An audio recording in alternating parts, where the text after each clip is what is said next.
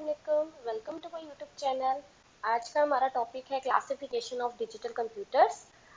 हमने जैसे कि प्रीवियस लेक्चर में टाइप्स ऑफ कंप्यूटर के बारे में पढ़ा और डिजिटल कंप्यूटर उसी की एक टाइप है। डिजिटल कंप्यूटर में हमने क्या पढ़ा था? Digital computer work with digits, digits पे काम करता है। जस्ट मीन टू से कि ये बाइनरी नंबर्स होते हैं। और इसका क्या मतलब है? कंप्यूटर को हम कोई भी इनपुट देते हैं, हम अपने वर्डिंग में कंप्यूटर को इनपुट दे रहे होते हैं और कंप्यूटर्स के अंदर ट्रांसलेटर्स लगाए जाते हैं जो उसको ट्रांसलेट करते हैं, विद इन बाइनरी नंबर्स में ट्रांसलेट करते हैं एंड देन प्रोसेसिंग स्टार्ट होती है और फिर हमें आउटपुट मिलती है हमारी वर्डिंग में, जिस वर्डिंग में हमने इनपुट दी हुई होती है। अब हम डिटेल एनालिसिस करते हैं। सबसे पहले हमारे पास आया computer, super computer. Super computer हमारे पास बहुत बड़े होते थे और बहुत ज़्यादा पावरफुल कंप्यूटर्स होते थे, ठीक है। अब मैं इस सुपर कंप्यूटर के बारे में आपको बताती जाऊँ ये कैसे काम करता था। सुपर कंप्यूटर बहुत बड़े ऑर्गेनाइजेशन में काम किया के यूज़ किया जाता था ऑर्गेनाइजेशंस में। अब कैसे? और क्योंकि ये बहुत बड़ा डेटाबेस को क्या कर सकता था, हैंडल कर सकता था, कंट्रोल कर सकता था।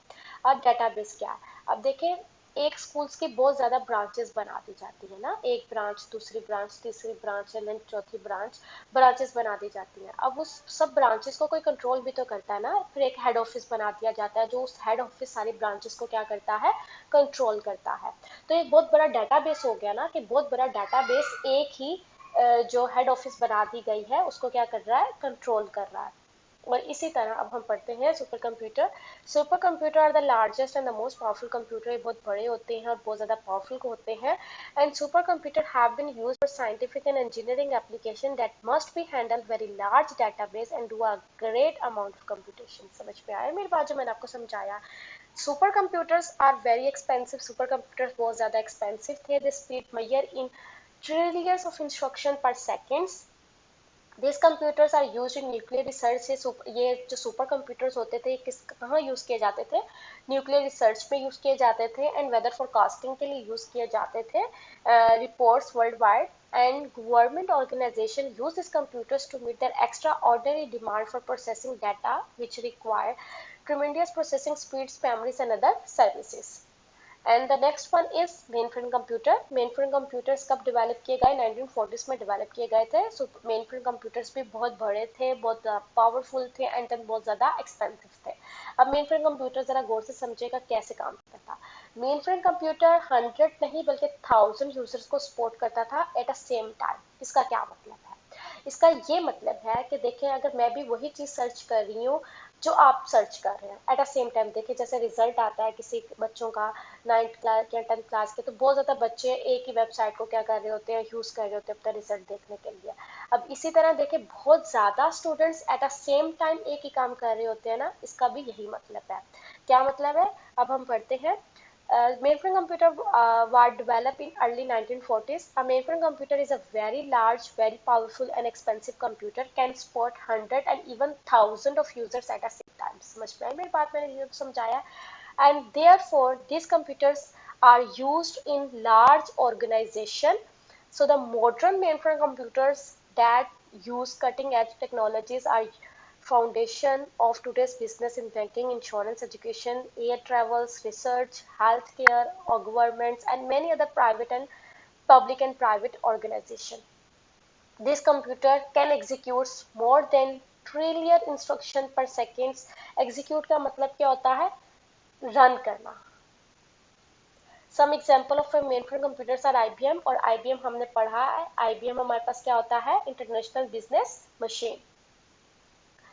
And the next one is mini computer. Mini computer हमारे पास क्या होते हैं?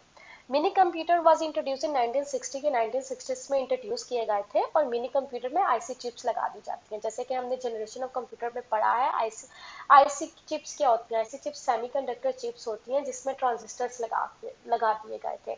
और बहुत ज़्यादा ट्रांजिस्टर्स लगाने के बाद उसकी वर्किंग क्या हो गई थी, बहुत ज़्यादा उसकी परफॉर्मेंस क्या हो गई थी, अच्छी हो गई थी। उसकी परफॉर्मेंस बहुत ज़्यादा अच्छी हो गई थी और जिसकी वजह से वो काम बहुत ज़्यादा अच्छा करने लग गया था। तो उसको फिर एक चिप, सेमीकंडक्टर चिप पे एक नहीं बहुत ज़्यादा ट्रांजिस्टर्स लगा दिए गए थे जिसकी वजह से उसकी परफॉर्मेंस बहुत ज़्यादा अच्छी हुई थी। Main frame computer is bigger than micro computers but smaller than main frame computers. This computer execute वो रन कर सकता है बिलियंस ऑफ इंस्ट्रक्शन पर सेकेंड। ये कितने इंस्ट्रक्शंस कौन देता है? ये इंस्ट्रक्शंस हम लोग दे रहे होते हैं ना, यूजर्स इंस्ट्रक्शंस देते हैं। तो दिस कंप्यूटर कैन एग्जीक्यूट, जो हम इंस्ट्रक्शंस देते हैं कंप्यूटर का, वो बिलियंस ऑफ इंस्ट्रक्शन पर सेकेंड में एग्जीक्यूट कर सकता है। Therefore, they can process more data than microcomputers.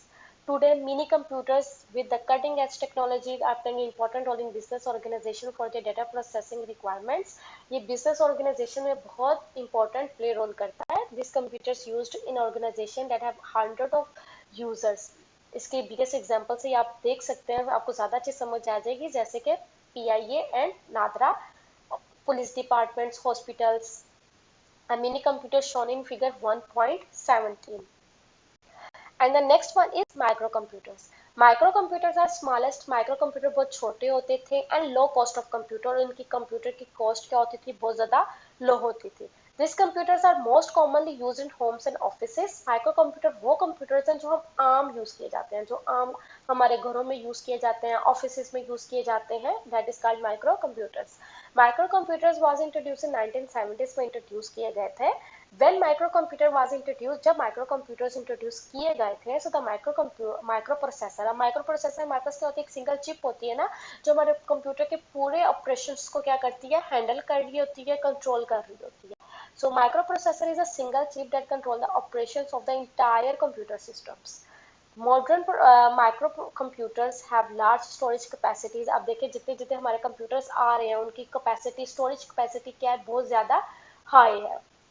And they can execute millions of instruction per seconds. वो इंस्ट्रक्शन, मिलियंस ऑफ इंस्ट्रक्शन को क्या कर सकता है? एग्जीक्यूट कर सकता है.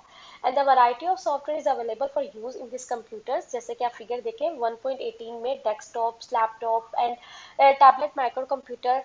This are some examples of micro computers.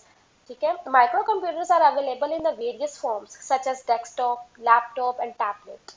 As shown in figure 1.18, some popular companies that manufacture microcomputers. अब देखें हमने डेल, HP, एप्पल, ये सब किसकी कंपनीज है?